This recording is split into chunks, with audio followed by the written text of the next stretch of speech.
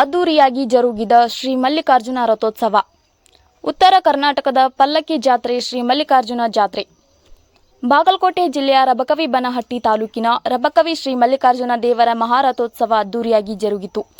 ಬಾಗಲಕೋಟೆ ಜಿಲ್ಲೆ ಹಾಗೂ ಬೆಳಗಾವಿ ಜಿಲ್ಲೆ ಮತ್ತು ಮಹಾರಾಷ್ಟ್ರದಿಂದ ಭಕ್ತಾದಿಗಳು ಬಂದು ಶ್ರೀ ಮಲ್ಲಿಕಾರ್ಜುನ ರಥೋತ್ಸವ ಕಂಡು ಕಣ್ತುಂಬಿಕೊಂಡರು.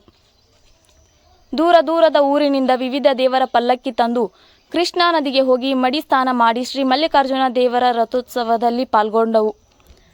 ತಲಾಂತರದಿಂದ ನಡೆದು ಬಂದಂತಹ ಪದ್ಧತಿ ಏನೆಂದರೆ, ಮಹಾಲಿಂಗಪುರದ ಶ್ರೀ ಮಹಾಲಿಂಗೇಶ್ವರ ಪಲ್ಲಕ್ಕಿ ಬಂದು ಮಹಾಲಿಂಗೇಶ್ವರ ಮೂರ್ತಿಯನ್ನು ಶ್ರೀ ಮಲ್ಲಿಕಾರ್ಜುನ ಮೂರ್ತಿ ಜೊತೆ ರಥದಲ್ಲಿ ಇಟ್ಟುಕೊಂಡು ರಥೋತ್ಸವ ಜರುಗುವುದು ವಿಶೇಷ.